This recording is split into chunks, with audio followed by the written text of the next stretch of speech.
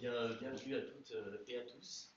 Bienvenue sur Internet aussi, c'est là, il faut que je me mette là pour dire bienvenue sur Internet. Donc on a des gens qui sont connectés aussi, bien entendu, parce qu'on est des gens modernes et connectés. C'est le deuxième Good Morning de l'année. Il va être assuré par Anaël et Anne-Sophie. Aujourd'hui, on va poser des problématiques de parcours en ligne, de refonte de site web.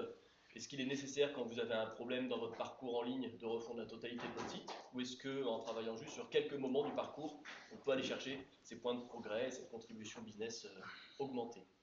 Je vais laisser la parole aux deux experts qui vont vous présenter ça avec beaucoup de talent. L'idée, c'est qu'on soit dans un mode d'échange, de questions-réponses. Et n'hésitez pas à nous présenter les problématiques que vous vivez aussi au quotidien pour voir comment est-ce que cette présentation-là peut y répondre. Voilà, amusez-vous bien. Merci. Merci. Merci pour votre présence ce matin. Alors effectivement, le sujet d'aujourd'hui, ça va être refonte globale ou partielle. Si jamais vous avez un site internet, ce qui est probablement le cas, ce qui est le cas pour certains d'entre vous, c'est très probable qu'à un moment donné, vous ayez été face à des insights qui vous laissent penser que le site a besoin d'être optimisé, modifié, évolué.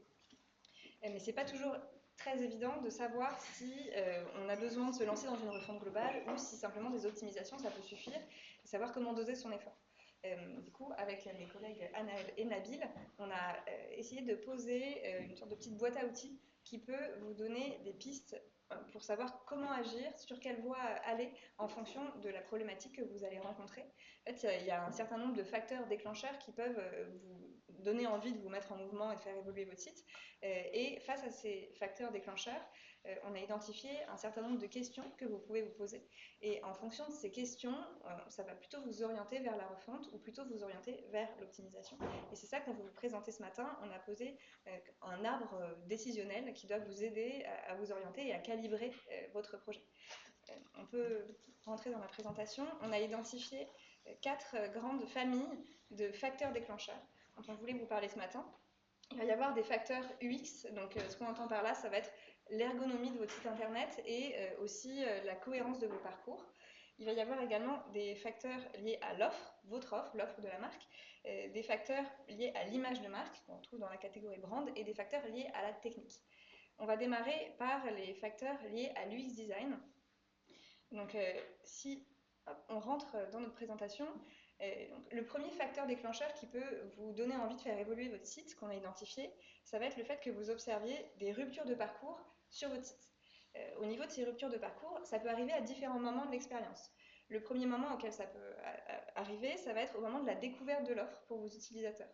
Si c'est ça qui arrive, ça peut être du fait d'une ergonomie des pages qui ne permet pas de bien comprendre votre offre, ou ça peut être aussi lié au fait que vous n'êtes pas dans les standards ergonomiques qui font que le site est facile à utiliser, compréhensible, etc. Si jamais c'est face à ce problème-là que vous vous trouvez, souvent, il va falloir aller vers une refonte parce que modifier la compréhension de l'offre, ça va toucher à la structure des pages de façon assez profonde et pour être vraiment impactant dans les modifications que vous allez faire, souvent, on va s'orienter vers une refonte. Les ruptures de parcours peuvent aussi arriver à un autre moment. Ça peut être des ruptures de parcours au moment d'accéder à tous les formulaires de conversion, toutes les entrées dans les tunnels. Et ça peut s'expliquer par des boutons d'action qui ne sont pas forcément bien vus, pas forcément bien compris et pas forcément cohérents avec le parcours. Donc c'est vraiment l'entrée dans les organes de conversion qui ne fonctionnent pas bien. Et si c'est ça le problème, la bonne nouvelle, on n'est pas forcément obligé de se lancer dans une refonte, peut-être que juste des optimisations via de l'A/B test, ça va vous permettre de débloquer ce qui ne fonctionne pas bien aujourd'hui. On le voit avec certains clients qu'on accompagne, ça peut être vraiment juste des modifications de wording, des modifications de placement qui vont vous permettre d'aller chercher des points de conversion supplémentaires. Troisième possibilité, pour ces ruptures de parcours toujours, ça va être, si on avance dans notre parcours utilisateur, des ruptures qui vont avoir lieu plus tard, au moment vraiment des tunnels de conversion. Donc j'ai compris l'offre, j'ai manifesté le fait que j'étais intéressée, maintenant j'arrive au moment où je veux convertir, mais j'arrive pas à aller au bout. Alors là, quand on est face à ce cas-là, il va falloir un peu investiguer pour savoir à quoi sont dues ces ruptures de conversion et pourquoi est-ce que ça décroche dans le tunnel. Ça peut s'expliquer de plusieurs façons différentes. Peut-être qu'il y a un problème de rassurance, par exemple. Imaginons que je suis sur un e-commerce, j'arrive pas à donner les bons éléments à mon utilisateur pour le rassurer, lui dire qu'il est en sécurité, qu'on ne va pas pirater ses données, etc. Ça peut être aussi lié au service que vous proposez. Peut-être que la livraison est trop chère, peut-être que la livraison est trop longue, que je ne peux pas me faire livrer dans un point relais, que je peux me faire que livrer à domicile et que moi ça ne me convient pas.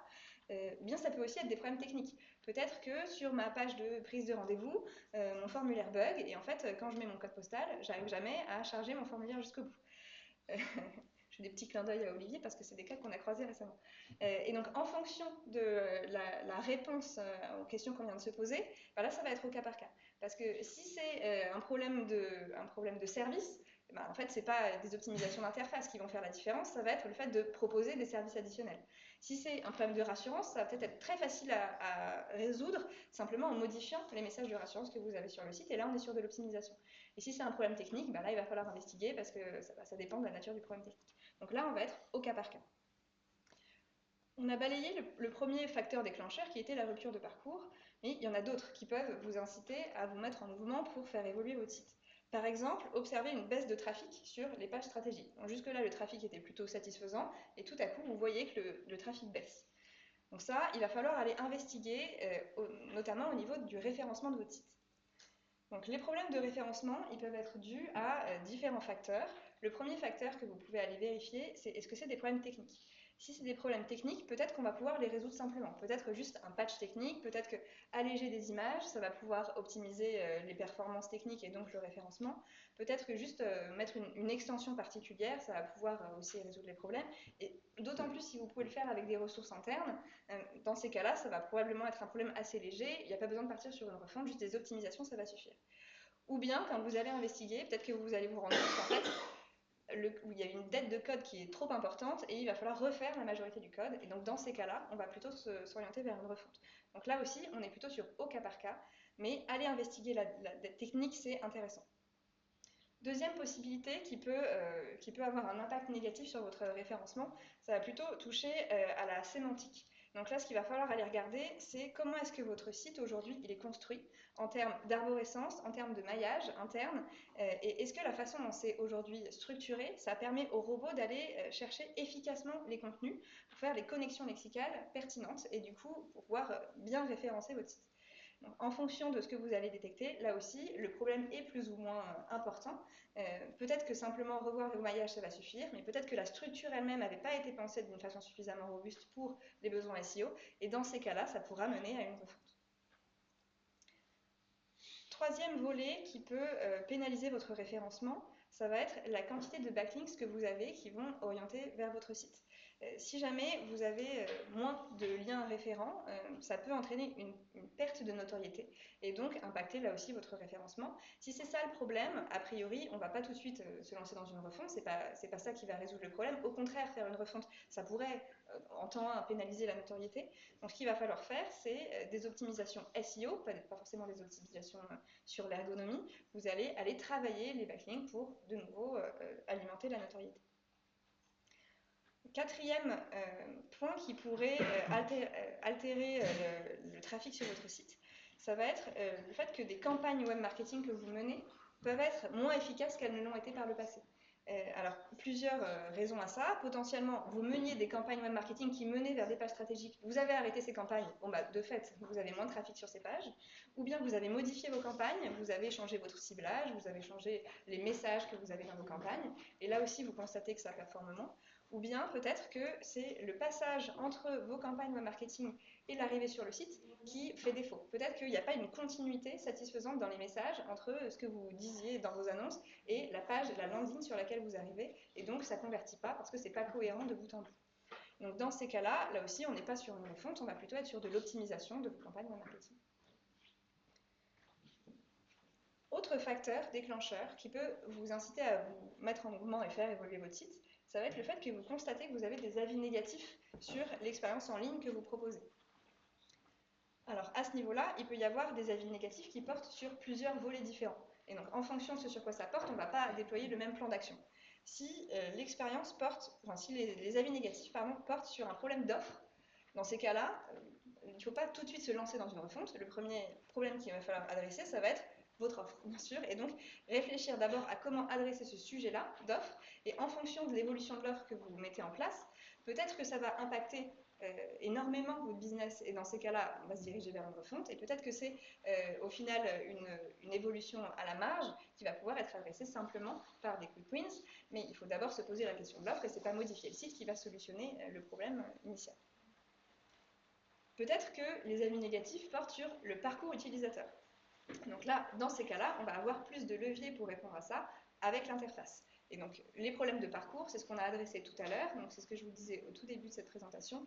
Donc ça va être au cas par cas, en fonction d'un parcours qui concerne plutôt l'offre, plutôt l'entrée vers les organes de conversion ou plutôt la conversion elle-même. En fonction là du diagnostic, ce sera un problème plus ou moins simple à adresser. Ou bien, les avis négatifs peuvent aussi porter sur les services que vous proposez au moment du tunnel de vente, donc la livraison, les tarifs, la logistique. Est-ce que c'est compétitif? Est-ce que c'est apprécié ou pas? Et donc là encore, avant de se lancer dans les optimisations, en fait, c'est un problème de service qu'il faut adresser. Donc si vous êtes en capacité de modifier l'offre tarifaire de la livraison, modifier les conditions de livraison, etc., ben, tant mieux. Dans ces cas-là, on pourra probablement l'impacter simplement avec des quick wins sur interface, mais ça ne sert à rien de faire des modifications d'interface avant d'avoir fait évoluer votre offre, si jamais c'est ça le problème qui ressort à travers un audit de vos avis négatifs. Autre facteur déclencheur qu'on identifie, le fait que votre expérience elle soit très dégradée sur mobile. Alors ça, si vous constatez ça, la première question qu'il faut se poser, c'est est-ce que c'est grave pour moi? Parce qu'il y a des sites qui vont avoir la majorité de leur trafic qui est sur mobile, et dans ces cas-là, ça va être un problème très structurant et qui va probablement nous orienter vers une refonte. Et après, il y a aussi des sites qui sont beaucoup moins impactés par le trafic mobile, et dans ces cas-là, bon, bah, si votre business ne se fait pas sur mobile, on ne va pas forcément tout refondre à cause d'une expérience mobile qui ne soit pas optimisée. Et le dernier facteur qu'on voulait présenter ce matin sur le volet de l'UX, ça va être le fait que vous ayez un business model qui évolue. Et donc dans ces cas-là, vous allez potentiellement avoir une articulation entre vos canaux digitaux et vos canaux physiques qui va être amenée à bouger. Donc là, c'est plus un sujet de parcours, d'expérience utilisateur que vraiment UX au sens interface. Donc si vous êtes face à ça, la question qu'il faut se poser, c'est est-ce que mon parcours de vente classique tel qu'il était fait jusque-là, il va encore satisfaire mes clients avec l'évolution de mon business model, ou est-ce que j'ai besoin de faire évoluer mon parcours de vente pour que ça corresponde à mon nouveau business model et aux attentes de mes clients? Peut-être qu'il va falloir que je fasse évoluer ce parcours pour pouvoir accroître mon panier, accroître la satisfaction et aussi potentiellement, imaginons, dégager du temps pour mes commerciaux pour qu'ils puissent mieux utiliser leur temps. Pour vous donner un exemple concret, pour rendre ça un peu plus tangible, alors on a travaillé récemment, alors ça va être l'exemple de Supergroup, parce que Nabil, tu veux en parler? Oui, tout à fait. Donc Supergroup, c'est un grossiste qui vend des produits secs et boissons à des stations-service, grandes surfaces, boulangeries, etc. Et qui avait besoin de diversifier ses canaux de vente et notamment ne plus simplement s'appuyer sur la force commerciale et permettre à certains types de segments de marché d'accéder à son offre via un site marchand en ligne. Donc là, il y a eu besoin évidemment d'investiguer auprès des cibles. Est-ce que ce canal de communication et de vente était adapté à leurs attentes pour qu'il y ait une meilleure satisfaction des clients vis-à-vis de ce grossiste? Et donc dans ces cas-là, souvent ça peut mener à une refonte, voire à une création de sites si jusqu'alors le parcours se faisait essentiellement via les commerciaux en physique, mais on identifie que ça va dégager du temps pour les commerciaux pour qu'ils soient plus efficaces via une interface qui va permettre de centraliser les demandes de devis, etc. Donc plutôt de la refonte, plutôt de la création de sites. On vous a identifié quelques exemples de clients avec lesquels on travaille qui ont pu faire face à ces différentes problématiques. Pour illustrer tout ça, alors, on vient de vous parler de Supergroup. Autre exemple, Gauthier. Donc, Gauthier, c'est un vendeur de meubles fabriqués en France. On les a accompagnés sur la refonte complète de leur site. Il y avait des problématiques autour de l'image, etc. Et on les accompagne dans le temps aujourd'hui. Et notamment, on les accompagne de façon continue sur l'optimisation d'indicateurs de performance particuliers qui suivent, à savoir le téléchargement de catalogue et la prise de rendez-vous. Et en fait, pour accéder au formulaire de prise de rendez-vous, par exemple, il y a plusieurs CTA qui vont se trouver disséminés sur le site et on les accompagne sur le long terme avec de l'A/B test pour aller tester vraiment les formulations les plus efficaces, les moments de parcours les plus efficaces où on a intérêt à proposer des entrées vers ces formulaires-là pour que ça convertisse le mieux.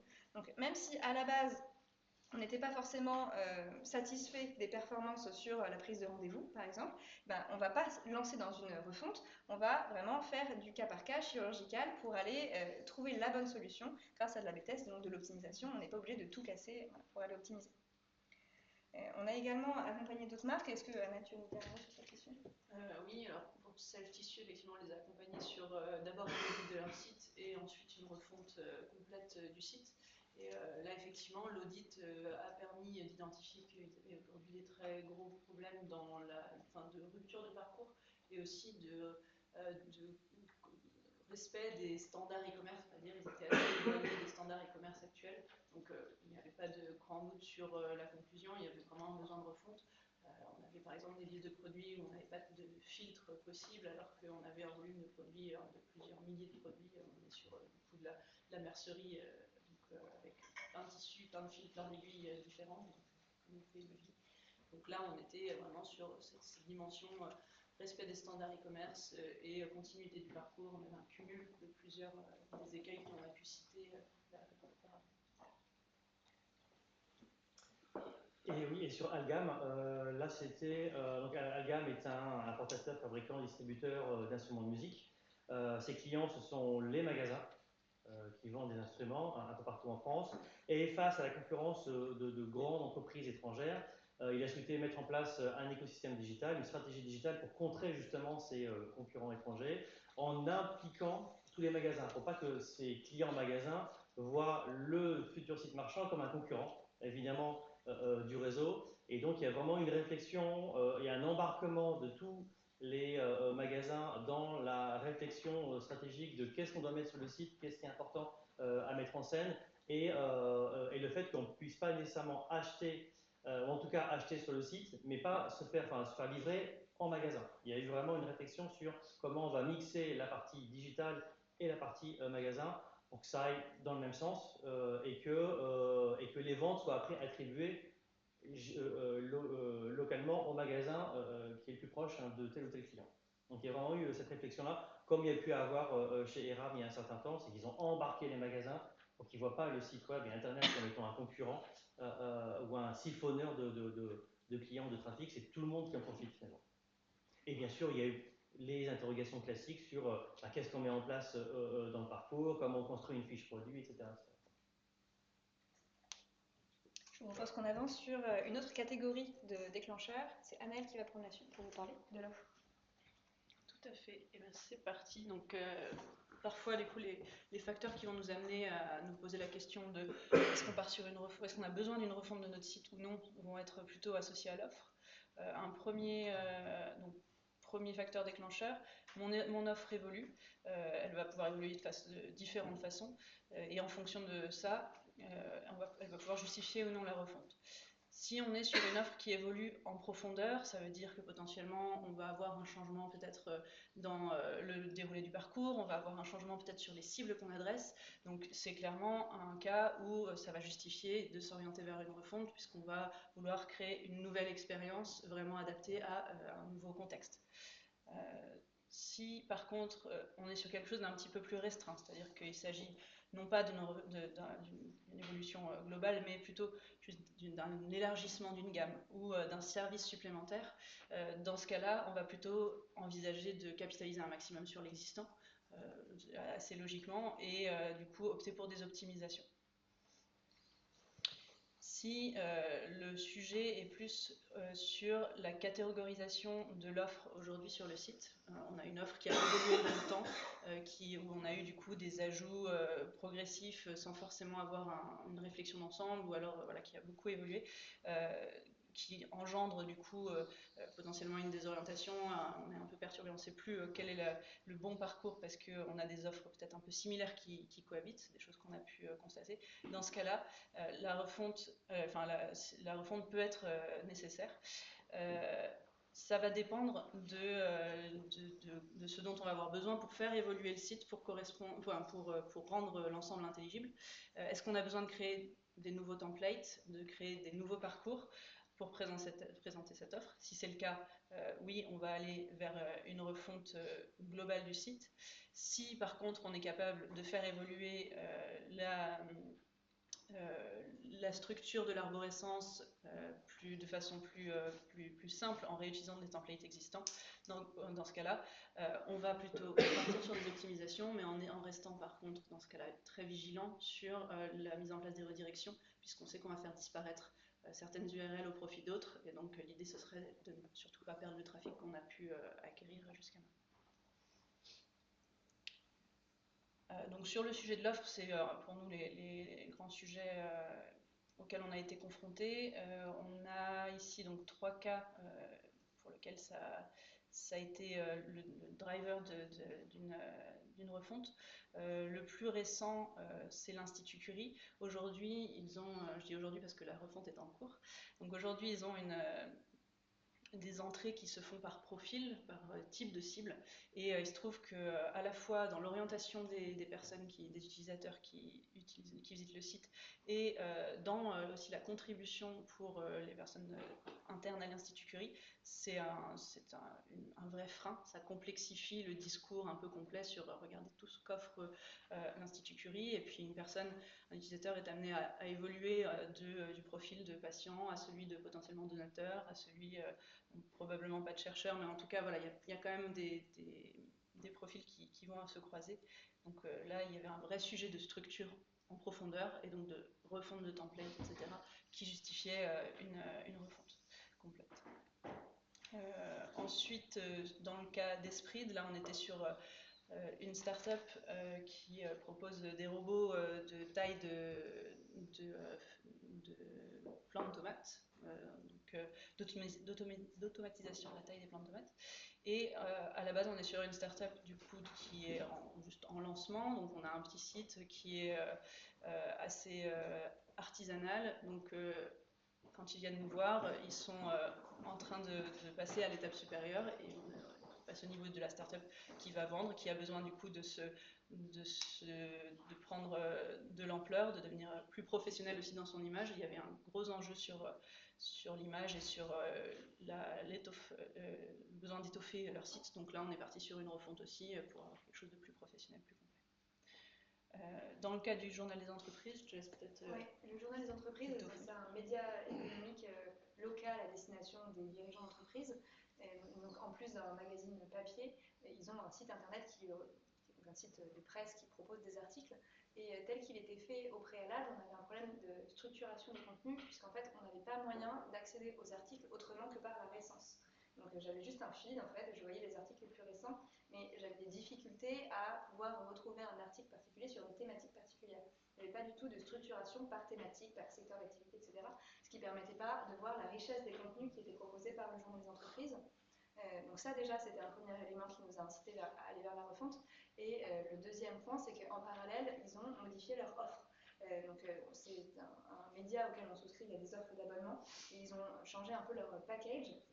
Donc ces deux facteurs combinés nous ont mené à une refonte. D'ailleurs, lundi, ça sortira. N'hésitez pas, lundi, la semaine prochaine, à aller sur le site du journal des entreprises.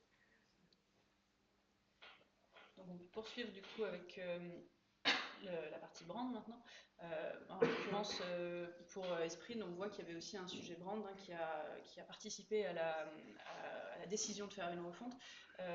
Vous verrez, souvent, c'est pas un facteur qui va nous amener, enfin c'est rarement un facteur unique qui va nous amener à trancher pour la refonte, parce que c'est quand même un gros enjeu. C'est souvent une multiplicité de facteurs. Donc si on détaille un petit peu plus sur la brand, l'idée, c'est si j'ai une évolution de mes éléments de communication, je vais me poser la question de comment faire évoluer mon site. Si les éléments qui évoluent vont être uniquement le logo, le design, le plus probable, c'est qu'on opte plutôt pour des optimisations pour faire évoluer le site existant, puisqu'on est sur des éléments bien précis. Par contre, si on va plus loin, qu'on est sur une campagne qui va véhiculer des nouvelles valeurs et du coup potentiellement un positionnement un peu différent, là on va se questionner davantage sur la pertinence d'aller plus loin.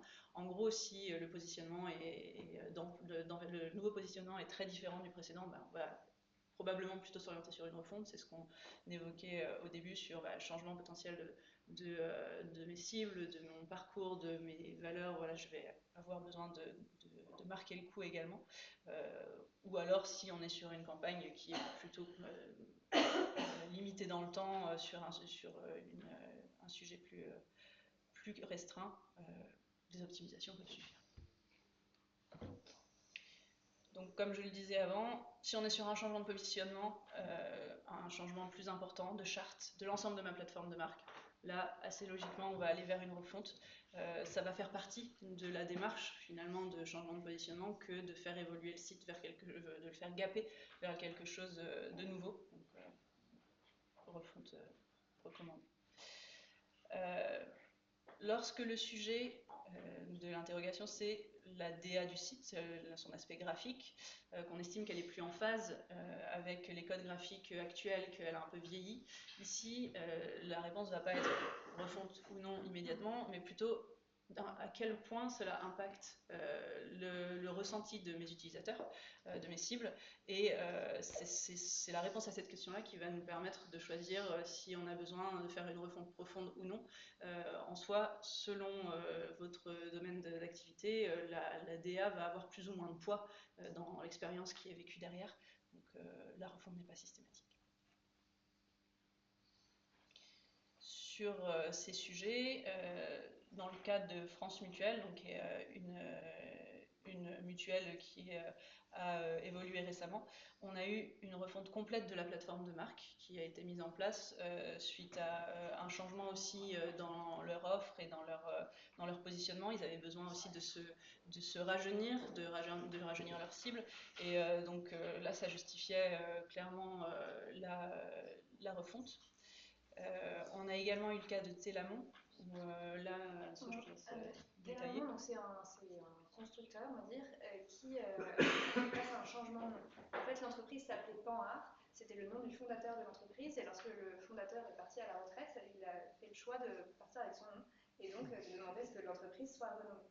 Et donc, de fait, ils ont trouvé un nouveau nom qui est Télamon, et ce changement de nom a été accompagné par, du coup, une nouvelle plateforme de marque. Et ça a aussi lancé une nouvelle dynamique, un peu un renouveau pour cette entreprise. Et donc, ils ont fait le choix de lancer un nouveau site pour voilà, que ce soit aussi le démarrage d'une nouvelle ère pour cette entreprise qui jusque-là s'appelait Panhard. Donc, on les a accompagnés sur la création de ce nouveau site qui a permis aussi de clarifier leur offre de service qui était en train d'évoluer. Et enfin, du coup, si on s'attarde sur la dernière catégorie de facteurs de questionnement autour de la refonte, dans les facteurs techniques. Une première situation, le CMS nécessite une remontée en version, car l'actuel va devenir obsolète. Là, on va avoir plusieurs cas possibles. Soit on a, je veux bien que tu passes mobile, soit on est dans la situation où on va avoir un hébergeur qui ne peut pas faire les mises à jour et une version actuelle qui ne va pas être maintenue, qui ne sera plus maintenue par la communauté, auquel cas, si on se retrouve face à des risques de sécurité, on va opter pour la refonte. C'est clairement ce qui est en jeu dans ce genre de situation. Si la montée de version vers une nouvelle version du CMS coûte plus cher que la refonte, on va pareil plutôt opter pour la refonte. C'est vraiment purement économique, mais ça permet aussi de sécuriser, donc ça vaut le coup. Et dernier cas, mon CMS du coup va être très lourd à contribuer, où j'ai une évolution qui fait que j'ai des nouveaux besoins qui apparaissent et qui sont plus forcément couverts par la version actuelle du CMS. Là, dans ce cas-là, il va y avoir plusieurs options. C'est si je peux identifier un autre CMS qui répond mieux aux besoins, pas de doute, on fait une refonte. Si jamais on a des difficultés à trouver un autre outil qui répond aux besoins, bah là, il va falloir plutôt réfléchir à faire évoluer le CMS existant. Là, on est sur la logique de services spécifiques. Quand on a une offre un peu particulière, ça vaut le coup de plutôt tabler sur des optimisations et plutôt que de s'aventurer ailleurs. Autre cas, mon site est développé avec un CMS maison.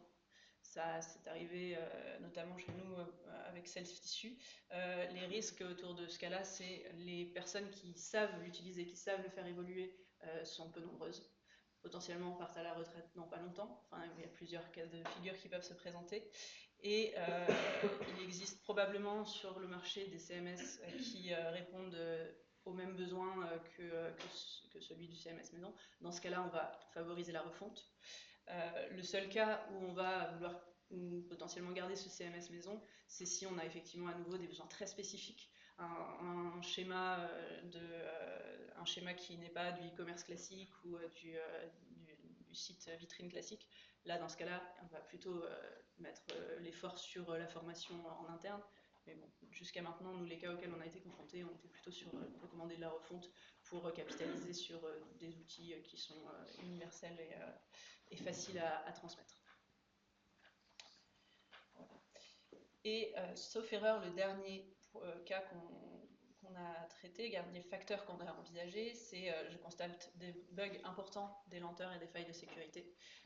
Dans ce cas-là, on a un enjeu de sécurité, donc de sécurisation de la donnée de nos clients, de potentielle sécurisation contre des attaques. C'est à partir du moment où il y a une dégradation de l'expérience et des risques, des mises en danger.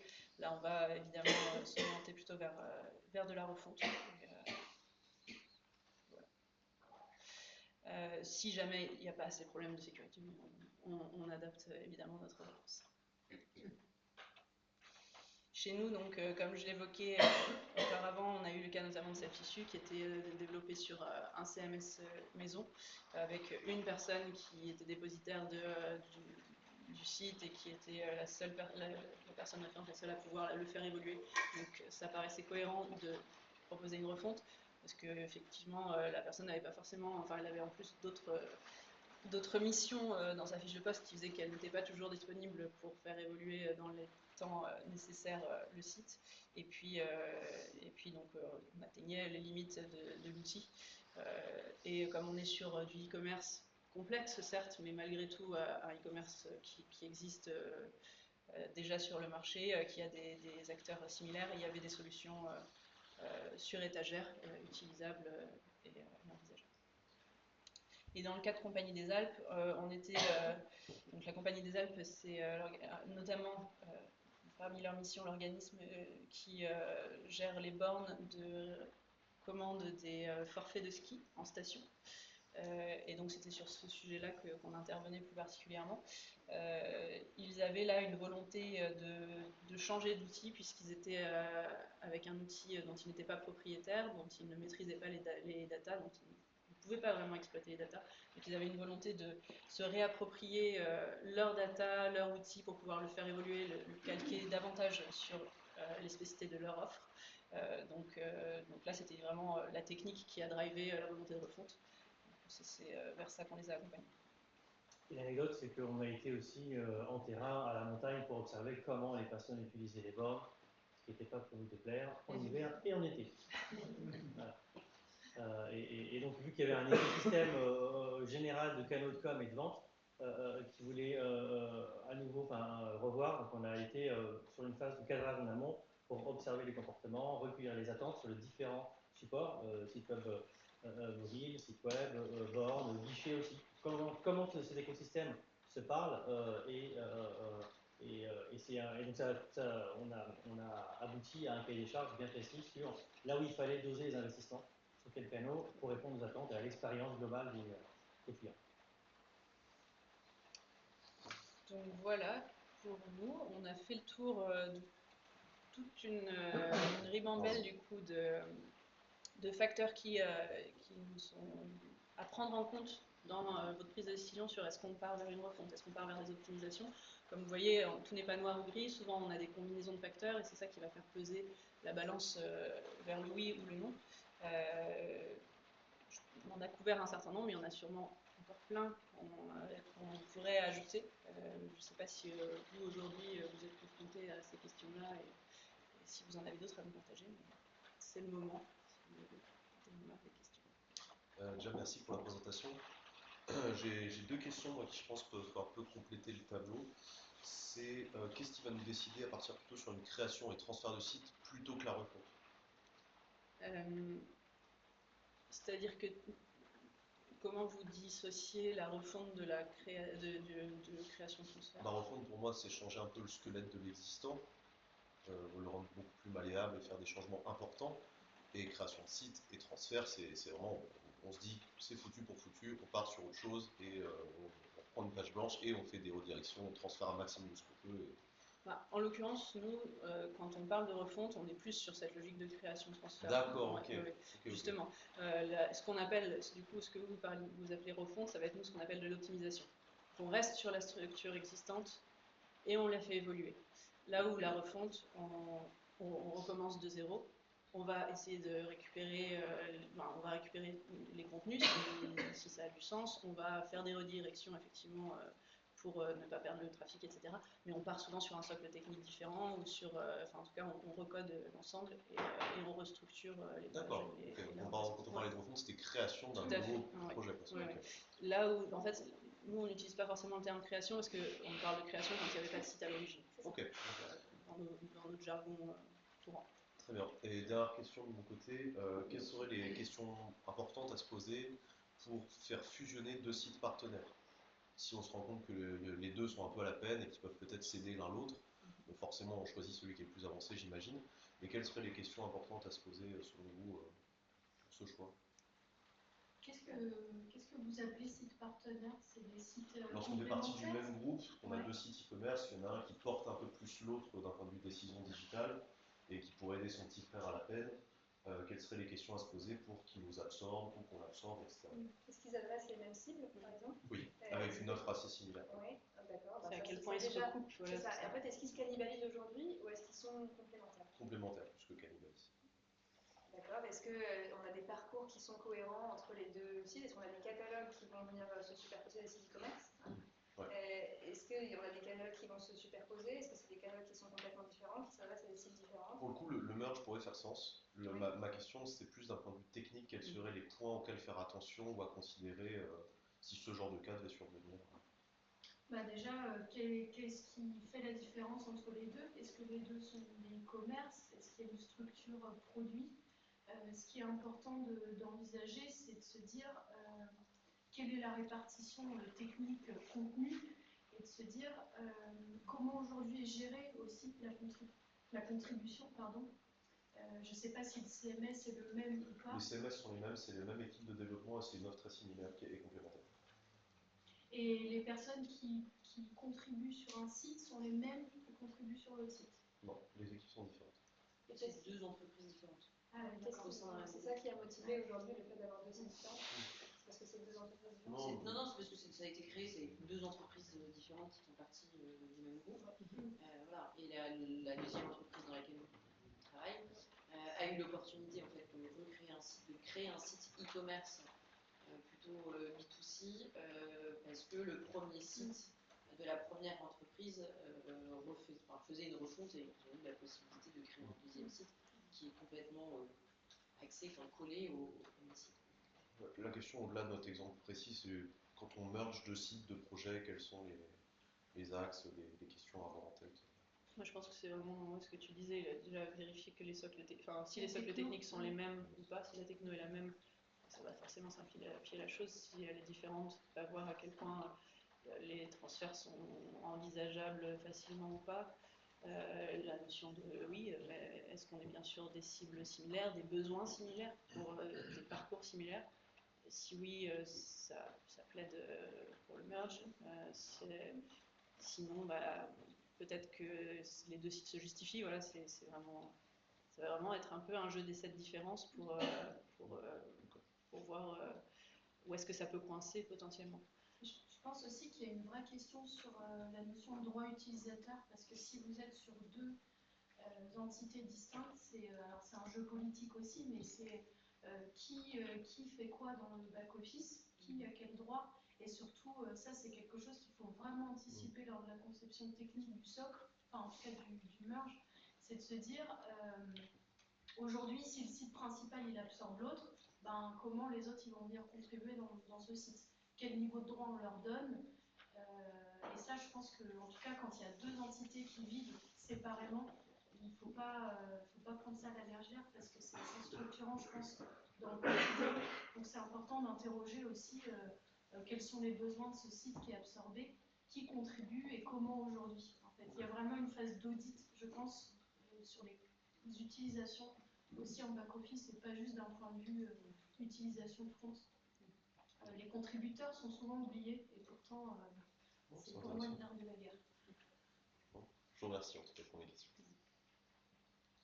Est-ce qu'il y a d'autres questions? Moi j'ai une petite question sur la manière dont vous faites justement les audits, parce que quand on a travaillé sur le site, qu'on a mis nos CTA, qu'on a mis nos parcours, etc., on est un petit peu omnibulé, c'est-à-dire que c'est comme un exercice de maths, on fait toujours la même norme. Et donc on ne voit pas les erreurs. Donc je voulais savoir un petit peu quelles étaient vos méthodologies d'audit pour justement nous faire ressortir que là ça ne fonctionne pas, ou là ton parcours n'est pas bon. Voilà, c'est plus rentrer dans le détail de l'observation, parce que je pense que quand on est dedans, on n'arrive pas à voir les erreurs que vous avez pu montrer sur ce que vous avez fait. Déjà, en règle générale, on audite des sites qu'on ne connaît pas.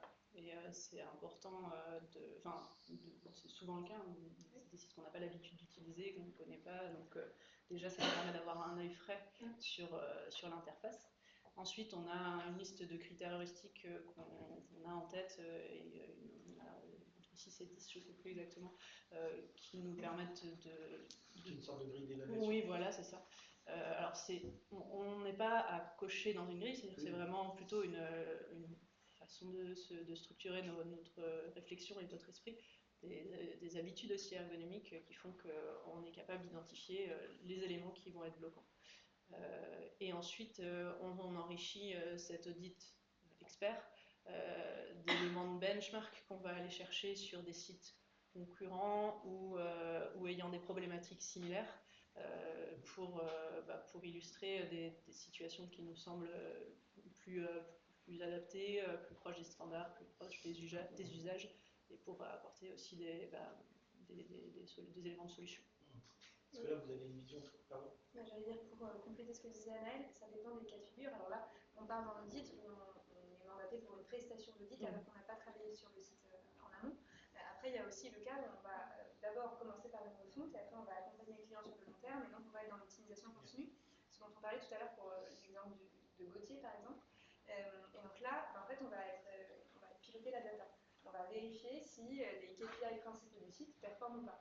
Et pour le coup, si on a des attentes particulières, donc je parlais sur l'exemple de Gauthier sur la prise de rendez-vous magasin et qu'on voit qu'on n'est pas au niveau attendu à ce niveau-là, et on va pouvoir, déjà la data va être un indicateur qui nous dit là il y a un problème, à nous d'aller investiguer où est le problème. Donc l'A/B test, ça peut être une bonne solution pour aller tester les bonnes solutions, pour aller tester ce qu'il faut mettre en place. Et après, ça nous arrive aussi, juste pour avoir un regard frais, d'échanger. Par exemple, moi j'ai travaillé sur la refonte. La dernière fois qu'on a fait des A/B tests, Anaël, qui est en tout cas un outil, c'est Anaël qui va aussi apporter un regard neuf sur ce qu'on a fait au préalable pour effectivement sortir des œillères qu'on aurait pu se mettre parce que ça fait 3 ans qu'on travaille avec le client, donc on a fait le regard neuf que peuvent avoir les utilisateurs. Et alors, j'imagine que l'approche sur un site transactionnel B2C est différente d'un site B2B, ou en l'occurrence, c'est plutôt un site B2B où j'aimerais que mes futurs clients viennent voir un peu ce que je fais, que ce soit un aspirateur à lead en fait, ni plus ni moins. Et ça, je trouve que c'est super compliqué parce que je trouve que ça passe beaucoup par le référencement, par le SEO, et puis par le CTA, c'est-à-dire que moi j'ai mis beaucoup de CTA, en fait j'en ai aucun qui est utilisé, donc je me pose vraiment la question sur le trafic que je génère sur mon site internet. Voilà, donc cette approche-là, elle doit être un peu différente, j'imagine. En l'occurrence, c'est plutôt l'approche dont tu parlais, d'avoir cette logique d'analyse de la data, d'analyse des parcours, donc mettre en place des trackings sur le site pour voir ce qui est cliqué, ou peut-être les parcours qui sont effectués même sans les clics avec des solutions comme Hotjar qui vont faire des enregistrements de sessions pour qu'on voit un petit peu le comportement des personnes sur le site, est-ce qu'elles descendent dans la page, est-ce qu'elles ne descendent pas. Du coup, après évidemment les hypothèses sont peut-être à confirmer aussi avec de l'échange avec vos cibles potentielles, parce qu'on n'a pas toutes les infos avec des outils comme Hotjar, mais ça va être vraiment de l'analyse avec un combo data, peut-être un peu quali, et de l'A/B test sur le wording du bouton, le changement du nombre de boutons sur une page, pour voir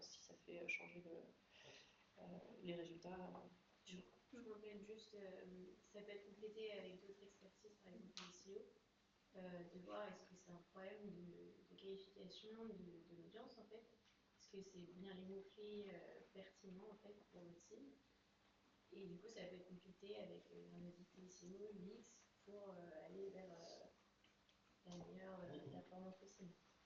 Ouais, parce qu'en fait, au départ, on se dit on va faire un site vitrine pour rassurer. Puis derrière, on se dit en fait, on va mettre du contenu, super bien. Puis en fait, ça serait bien si je pouvais avoir quelques leads qui sont identifiés. Et en fait, comme ça, et en fait, tu pars d'un site vitrine que tu veux amener vers un site plus commercial, si je puis dire, mais qui n'est pas un site transactionnel de e-commerce. Après, il peut y avoir aussi la question des niveaux de lead. Parce que le lead, en fait, ça peut englober pas mal de choses. Ça peut être intéressant d'avoir un premier niveau de lead qui serait un livre blanc, qui présenterait ce qu'on fait et qui permet de récolter des mails pour pouvoir faire des prises de contact dans un second temps. Parce que s'il y a uniquement de la prise de contact en termes de lead, c'est tout de suite beaucoup plus engageant. Pourquoi je le contacterais, cette personne voilà. Tandis que s'il y a d'abord un gain en amont, on commence déjà à être sur du lead et qui peut amener plus tard à une prise de contact, à un lead chaud. Alors effectivement, c'est ce que j'essaye de faire, de structurer du contenu. Alors c'est du contenu très simple, hein, c'est un calendrier de manifestation, c'est phase publiée, donc pour générer effectivement du téléchargement, pour générer du lead. Effectivement, donc, en fait, voilà, ça génère très peu de téléchargement. Donc je me pose la question, est-ce que c'est un problème de site, est-ce que c'est un problème de trafic, est-ce que c'est un problème de SEO voilà. Ouais, après, il y a différentes pistes, c'en est une autre. L'intérêt du contenu proposé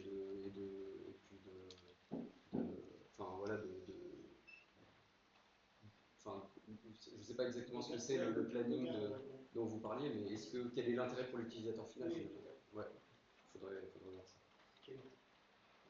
Ouais, je pense qu'il y a un vrai jeu entre les croyances qu'on peut avoir d'un point de vue marketing et puis la réalité du terrain. Et ce que disaient les filles, c'est intéressant, il faut faire parler les données, mais je pense que faire parler aussi vos cibles potentielles, c'est important, parce qu'on a des croyances parfois et elles sont complètement erronées, et c'est intéressant aussi d'aller chercher, de se dire, en fait, ce qu'ils cherchent, c'est pas un livre blanc, mais une vidéo ou un tuto sur une belle page. En fait, des fois, c'est aussi simple que ça. Donc, l'humain aussi, il ne faut pas l'oublier malgré le fait qu'on est sur le web. Et cette question d'audit, on l'a dit, je pense qu'en effet, il y a la partie vraiment UX, parcours, le SEO d'un point de vue technique et sémantique. Il y a deux volets et je pense que sur la partie sémantique, vous disiez, moi j'étais plus sur un site vitrine et puis maintenant je me rends compte que voilà, j'ai plus envie d'avoir du lead. Ben, là, c'est important de se reposer la question de vos objectifs. Il y a vos objectifs marketing et puis il y a vos objectifs sur le site. Ce n'est pas forcément les mêmes, ou en tout cas, pas la même priorité. Si le SEO, c'est un canal qui est hyper important, ben en effet, il faut vachement axer la réflexion des optimisations sur l'existant, sur le SEO. Donc, c'est quoi vos mots-clés principaux, comment je vais aller les chercher, à la fois sur du contenu et puis sur la technique. En effet, c'est de se dire, est-ce que mon site il est propre, est-ce qu'il est clean, et puis, troisième phase, selon moi aussi, d'audit, on en a un peu parlé, c'est la partie technique au sens global, sur la performance du site. On parle c'est les Core Web Vitals, qui sont des indicateurs Google qui vous permettent notamment de voir si votre page elle s'affiche assez rapidement, si le poids des images n'est pas trop élevé. Ça paraît bête, mais ça aussi, ça joue à la fois dans l'expérience et puis dans le référencement du site. Donc ça, c'est assez important. Et sur la partie technique, on en parlait tout à l'heure aussi, sur le choix de la techno que vous faites. Moi, mon conseil, c'est vraiment de ne pas attendre d'être au pied du mur pour faire auditer vos sites. Parce que, on en a parlé, mais sur la partie techno, du jour au lendemain, si on ne fait pas un peu de veille sur les niveaux PHP, Symfony sur lesquels vous êtes, le jour où il est obsolète et il n'est plus maintenable et que votre hébergeur dit non, je ne mets plus à jour le site, faille de sécurité, et puis en plus, le site n'est plus évolutif. Donc avant d'arrêter arriver là-dessus, c'est important aussi de faire de la veille d'un point de vue technique avec vos équipes ou alors avec un partenaire, mais c'est super important aussi de ce point de vue-là. Une petite question sur Internet. Merci pour l'intervention. C'était super intéressant. Aujourd'hui, c'est quoi le budget moyen pour une refonte globale? La question qui tue. C'est très difficile de répondre à cette question. Il n'y a pas, même pas une fourchette. Aujourd'hui, Ça dépend des problématiques, ça dépend de tellement de facteurs que c'est un peu glissant de donner une enveloppe. Et puis, ça dépend aussi à quel point vous êtes en capacité d'internaliser, si vous passez par un prestataire externe, si vous passez par un freelance ou si vous passez par une agence, quel niveau de conseil vous attendez. Vous allez pouvoir avoir une amplitude de tarifs qui est très très vaste. Ok. D'autres questions? Bon. Ben merci. Merci à Sophie, merci à Naël. Merci à vous.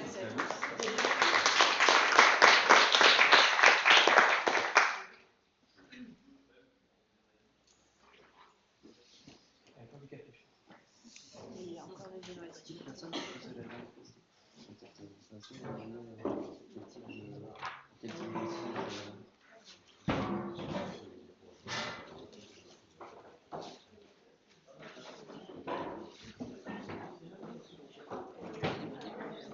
Bah, c'est